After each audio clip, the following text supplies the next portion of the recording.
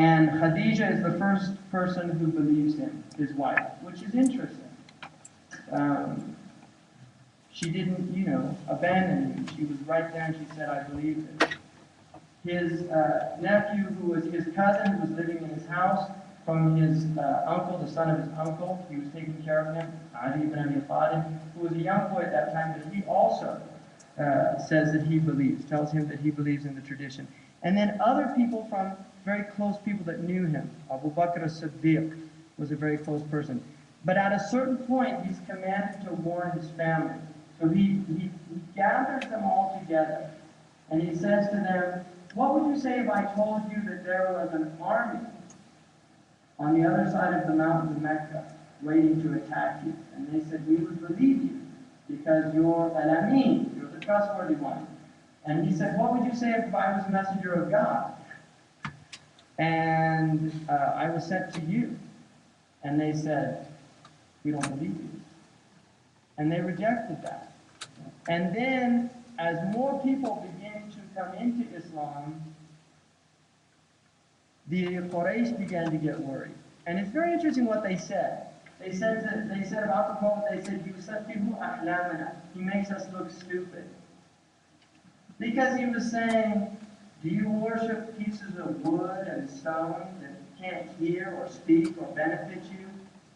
And so that bothered them. And there's an interesting analogy in the Quran with Ibrahim or Abraham, where there's all these idols that his people worship. And one night he goes in, he was only about 12 or 13, he goes in and he smashes all of the idols except for one of them.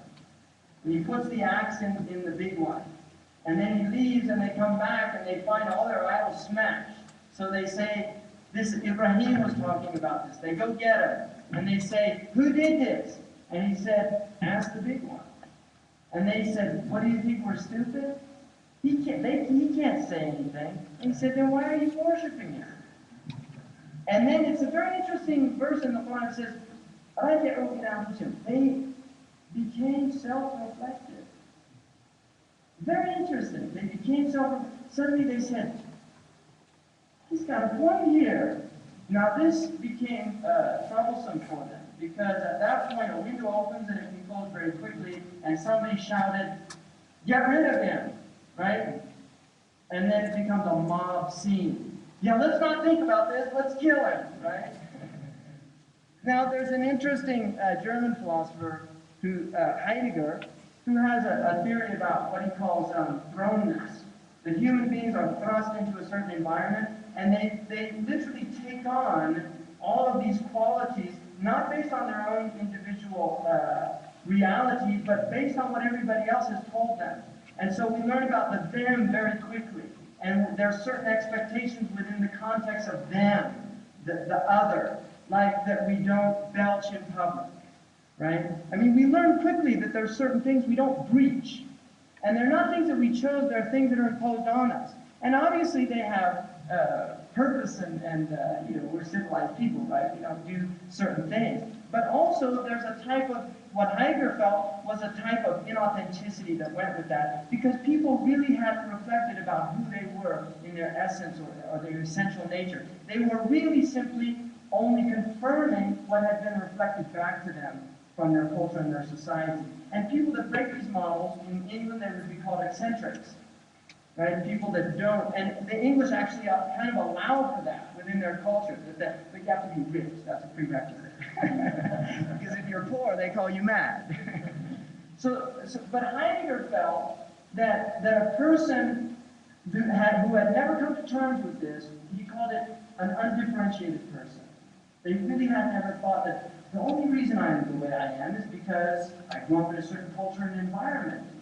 And this culture and environment has completely imposed upon me a way of viewing the world, a language that involves a worldview. All of these things are literally superimposed upon us, and we submit to them without reflection, by and large. Now, Heidegger's solution to it was, he said the only authentic act that you could really do once you realized this was die. In other words, nobody's going to teach you how to die. You will do that very authentically. So he said you become a being unto death. But for the Muslim, and I really think that the Quran really did this to these people, it forced them to look at what I would call their thrownness. In other words, why are we worshiping these idols? Why are we burying our baby girls alive? People didn't think about it. You see, it's like in certain cultures, I mean, in this culture we have a very serious crisis where there's reflection on both sides of the abortion issue. I mean, you know, there's people who say this is wrong. And we hear that, and we have to think about it. Whereas in that culture, nobody was there saying it was wrong. They were saying it was perfectly acceptable. Now here comes a man who starts saying, this is wrong. That's a very strong thing for a people who have not given a lot of reflection to themselves or their culture. So the Quran begins to literally question things very deeply. And the first period, which is 13 years, is called the Meccan period. Now during the Meccan period, the dominant themes within the Quran are primarily what in Arabic is called Tawheed. Now Tawheed is sometimes translated as monotheism, which is, I don't like that translation. The actual word in Arabic means to make one. If you translated it quite literally, it would be the making of one. But the word means, from a Quranic perspective, is worshiping Allah or God with absolutely no association in that worship. Nothing is associated in that worship with God. Nothing whatsoever. And this is, if you want one word that will give you the theme of Quran, it's this word. And this is why the Muslims have, in the Western comparative religious tradition, they have been called radical monotheists. More so than the Jewish tradition and more so than the Christian tradition. The Muslims are considered radical monotheists. One, there is absolutely no anthropomorphism in Islam. There is no association of God with creation. And probably one of the most definitive verses in the Quran about the nature of Tawheed is, لَيْسَ كَمِثْلِهِ شَيْءٌ. There is no thing like God. The early community said, whatever occurs to your intellect, God is other than that. The companion of the Prophet, Abu Bakr, the Siddiq, the second Khalifa, or the first Khalifa after the Messenger, said, your inability to comprehend God is your comprehension of God. Your inability to comprehend God is your comprehension of God. That is the essence of Tawheed. Now, here's where we get in a problem. We say, if God is unknowable, then how do we know God? Right? Now, it's interesting because within the Christian tradition, the first person to really deal with this issue, I mean, there's probably Tertullian, you might have some inklings of, but the first person really to deal with this issue is probably Kierkegaard, who's a very interesting philosopher. Because Kierkegaard recognizes suddenly that the knowability of God, there's definitely a problem there. Now, the way the Christians have tended to deal with that is through Christ. Christ becomes the object of God's knowability. That God becomes man so that man can understand God. Right? I mean, this is an element within Christian theology. For the Muslim, the knowability of God is through the creation itself. And this is why much of the Quran is focused on telling people to explore the creation itself. Because the creation is seen as a theater of manifestation, of divine manifestation. That God is not entering in, is not incorporated, is not becoming, he is not becoming, embodying himself into the creation, like incarnation is becoming the flesh. And likewise, what Montgomery Watt would like to suggest is that somehow God has imbibliated himself. Nice fancy PhD word. That God became book, right? Which is not true. The Muslims do not look at that, even though they do believe that the Quran is an attribute of God. That this Quran that we have here We do not say that this is God's, God on earth or something like that. No. Although we do believe that the Quran is the speech of God, and we believe it's the uncreated speech of God, in the eternal meanings that move into the vehicle of language, the intentions of God. That is the speech of God. So Tawheed is a very important theme. The next idea is the idea of Akhirah.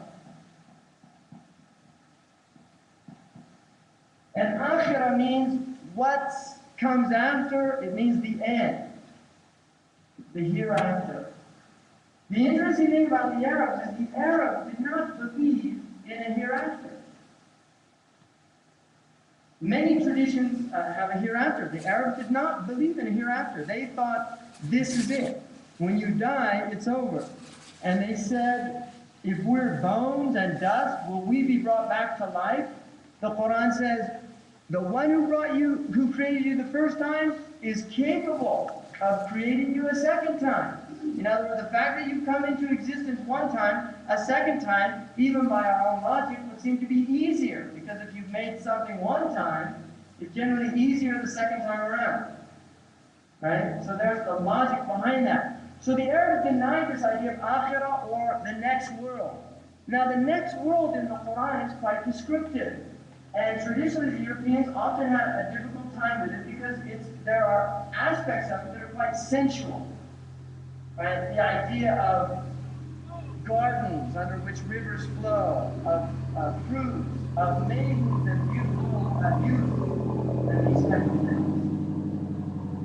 So this idea of Akhirah is being introduced into the European culture. Now they obviously had they're meeting the Christians and the Jews on their caravan routes, and they're hearing about these things, but they really had